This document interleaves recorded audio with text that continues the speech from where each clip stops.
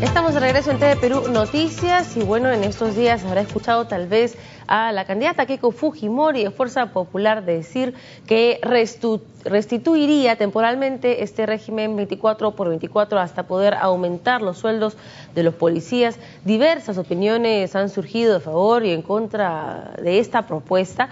Veamos qué tiene que decir nuestro invitado, Wilfredo Pedraza, exministro del Interior y actualmente consejero presidencial. ¿Cómo está? Muy buenos días. Gracias por la invitación. Buenos días. Bueno, primero su reacción. ¿Qué opina usted de esta propuesta de restituir temporalmente, asegura la candidata, el 24/24 hasta poder nivelar los sueldos de la policía? A ver, preferiría no responder a la candidata, pero sí evaluar si eso es pertinente o no. Y después de un enorme esfuerzo que el gobierno nacional ha hecho para superar un tema que comenzó el año 94, porque en el año 94 la autoridad policial de turno autorizó a los policías a trabajar para terceros con el uniforme. Y desde entonces tuvimos policías en chifas, en cocheras, haciendo trabajo con uniforme de trabajo policial para terceros. Han pasado muchos años, más de 2 décadas, y se decidió finalmente recuperar al policía para el servicio de tiempo completo, y luego de ese esfuerzo no parece técnico ni razonable retornar al pasado, porque afecta la identidad policial, diluye el servicio policial, hace que el policía priorice el trabajo al sector privado y reduzca sus capacidades en la función policial propiamente, y porque además es un tema absolutamente real. El servicio policial es un servicio que solo lo puede dar el Estado, no lo puede dar empresas privadas, porque hoy todavía existen empresas privadas que alquilan policías con uniforme como si fuera una entidad estatal, y eso es una aberración absoluta. Pero una situación como esa se ha mantenido y pensábamos que había consenso, porque de hecho todos los partidos exigían al gobierno tomar decisiones sobre la materia. Se tomó luego de un trabajo de 4 años que ha significado un incremento razonable de la remuneración policial, y por eso nos parece que técnicamente no se justifica retornar al pasado. A ver, analicemos el contexto en el que se aprueba esta ley. En el 94, el régimen 24/24 se da porque no había suficiente dinero, según el gobierno de turno, para aumentar la remuneración a los policías, y había una necesidad imperante de restituir la seguridad ciudadana, etcétera. Se tomó esta decisión para compensar. ¿Qué se ha hecho para compensar esta brecha? El gobierno anunció una serie de aumentos en la escala remunerativa de la policía. ¿Cómo se ha solucionado? ¿Cuánto se ha aumentado el sueldo del policía? A ver, vamos a partir de que la policía ha estado mal pagada en su momento. En el 94, buena mala la decisión, en mi concepto mala decisión, hizo que el policía tenga una doble actividad. Nosotros encontramos el año julio 2011 un policía que recién egresado de la escuela, por ejemplo, que ganaba 1.445.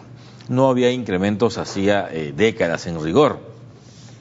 Por eso es que el año 2012, el ministro Cateriano, entonces ministro de Defensa, y yo vamos al Congreso, porque así lo decidió el Ejecutivo, pedimos delegación de facultades, el Congreso nos lo concede, y sobre la base de esa delegación de facultades hacemos una reforma remunerativa y pensionaria de los militares y de la policía.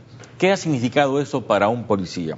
En primer lugar, unificar su sistema remunerativo de casi 28 ítems a uno solo, con lo que se llama hoy la remuneración unificada en policía.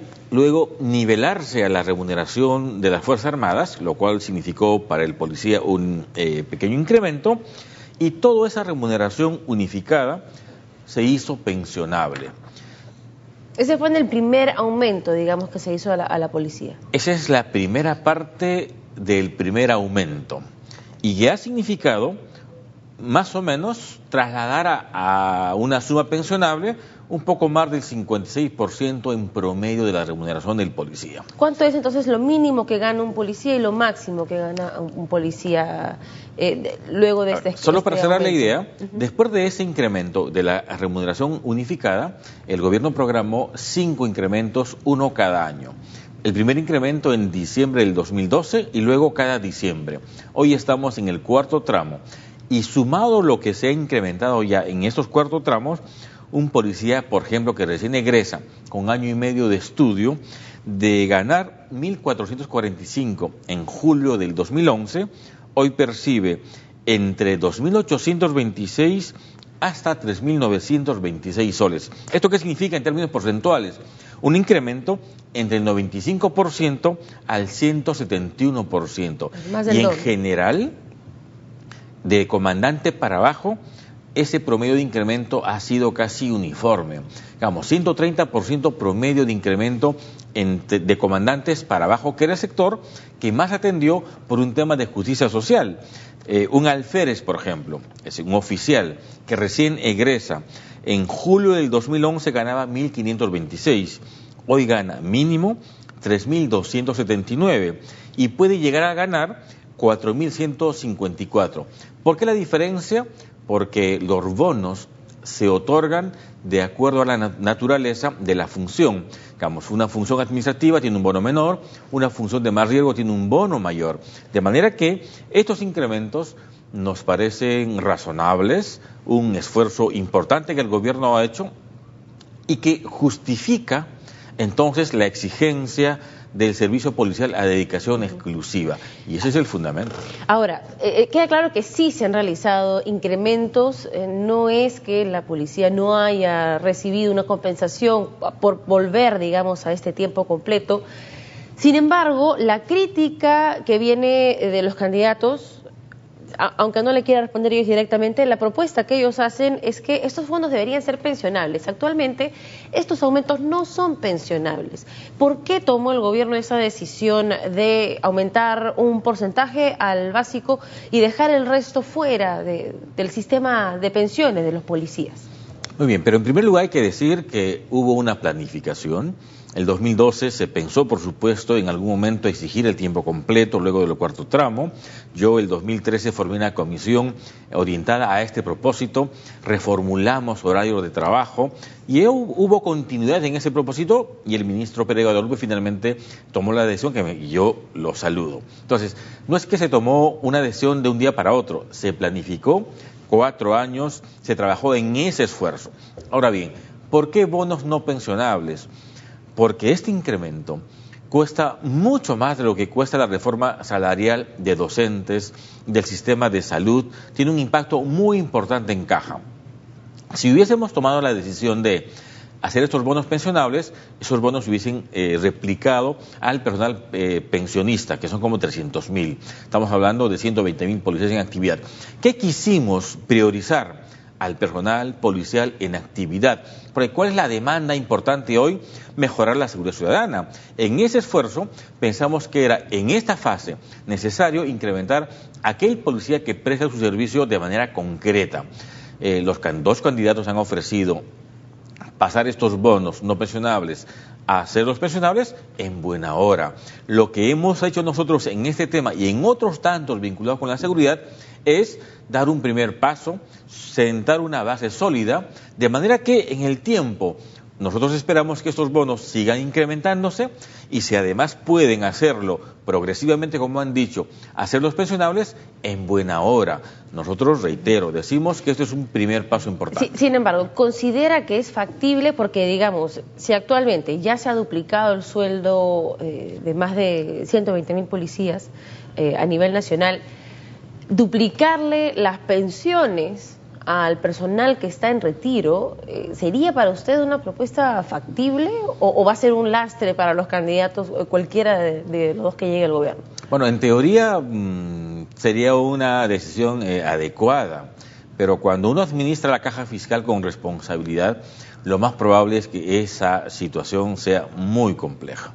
Que algún candidato ha dicho, los candidatos han dicho, lo van a pasar, luego han morigerado un poco el discurso, que lo van a hacer progresivamente. Creo que si dan pasos y progresivos también.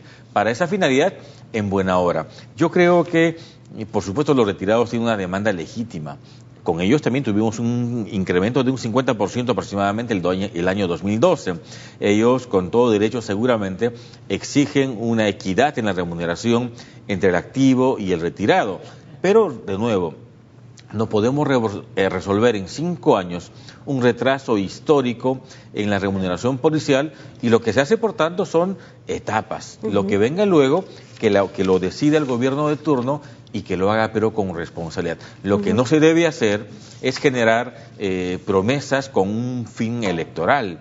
Pasar todo de un plumazo a hacerlo pensionable, dudo que eso, sentado alguien en gobierno, lo pueda hacer por un tema de flujo de la Además caja. que supongo que el argumento debe haber sido que las personas que se han retirado y han tenido más de 20 años para poder trabajar en el sector privado y han podido generar ahorros o ingresos extras, que no van a tener la posibilidad estos policías. Ese es otro tema, ¿no? Se cuestionó el hecho de que no puedan trabajar en el sector privado. El ministro del Interior, José Luis Pérez Guadalupe, ha asegurado que no es que no pueden trabajar en el sector privado, es que no pueden prestar servicios de seguridad específicamente. Esa prohibición sí existe. Vamos, no pueden trabajar en seguridad con el uniforme policial ni con el arma de reglamento.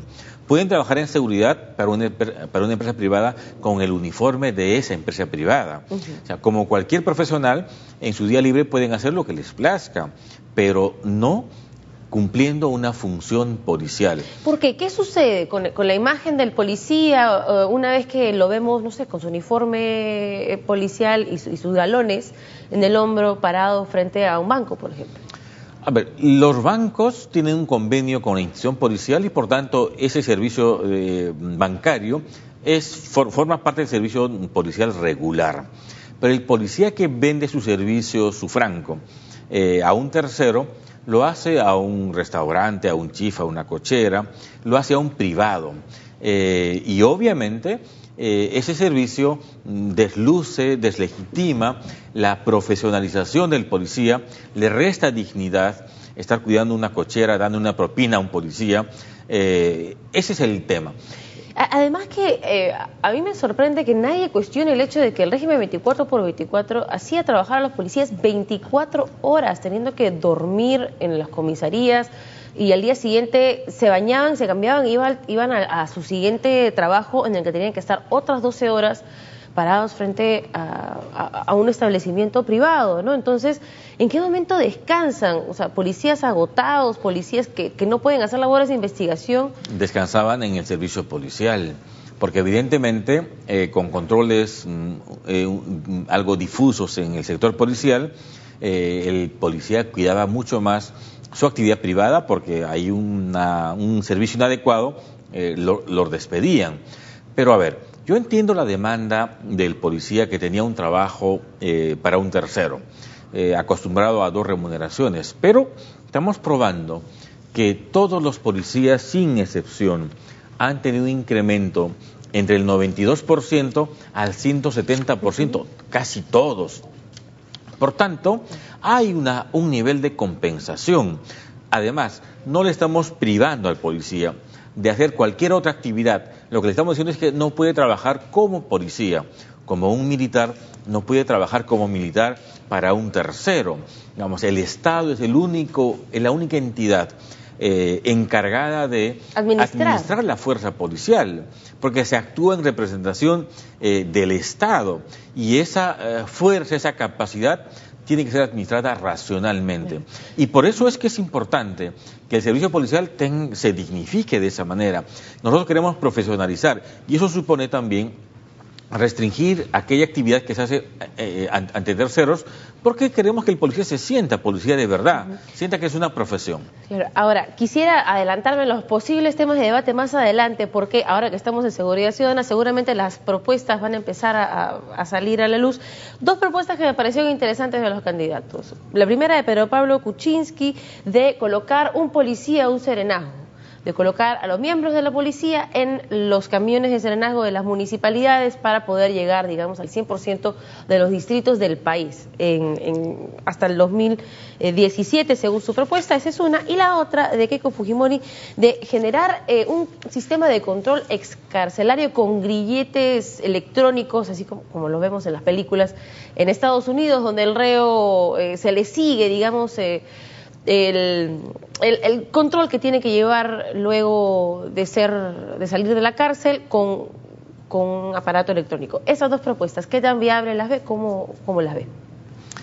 A ver, serenazgo y policía ya es un tema que se viene trabajando hace muchos años. Yo diría que los alcaldes en este tiempo han mejorado su conciencia de trabajar en seguridad.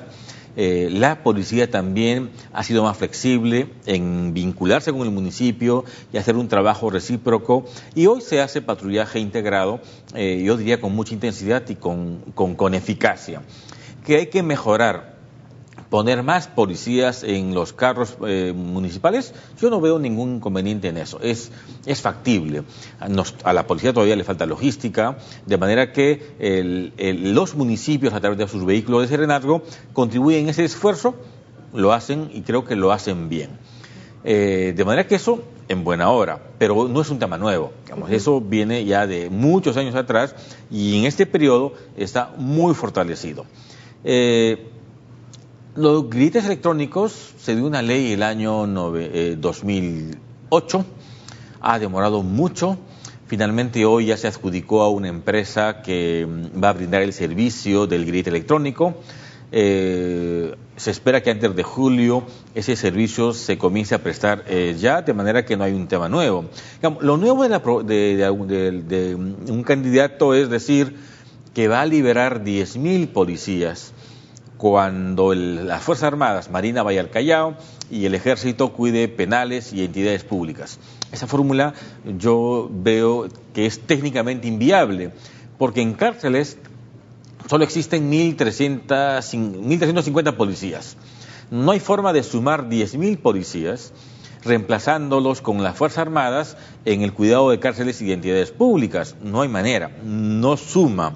No dan los números. No, en lo absoluto. Además hay un problema de orden constitucional.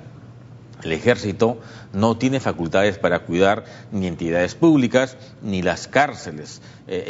Servicios esenciales sí, en determinadas circunstancias, pero como una actividad ordinaria no veo por qué. Además, las cárceles en el perímetro hoy no son un problema. No vemos fugas masivas. El problema en las cárceles es la administración, el gerenciamiento interno. Y ahí el Ejército no ingresa. Entonces, ¿para qué poner a las Fuerzas Armadas en el Ejército, en el control del perímetro? No veo que eso responda a una evaluación técnica adecuada. Bien, muchísimas gracias por esa interesante entrevista. Esperamos tenerlo más adelante para cuando sigan surgiendo las propuestas de los candidatos. Ojalá que los candidatos retomen las principales líneas que el gobierno ha diseñado en materia de inversión, en tecnología, en equipamiento, en sistema de comunicación, etcétera, y obviamente continúe con el programa de incremento de remuneraciones, porque sí es verdad, al policía hay que pagarle mucho más, es una labor sacrificada, intensa, y creo que eso necesita de todas maneras una remuneración mayor. Muchísimas gracias entonces. A usted, Claudio. El exministro Wilfredo Pedraza, apoyando que se haya liberado este sistema de 24x24 y que los policías actualmente trabajen 100% para el Estado, resguardando su seguridad. Hacemos una breve pausa en TV Perú Noticias. Regresamos con más.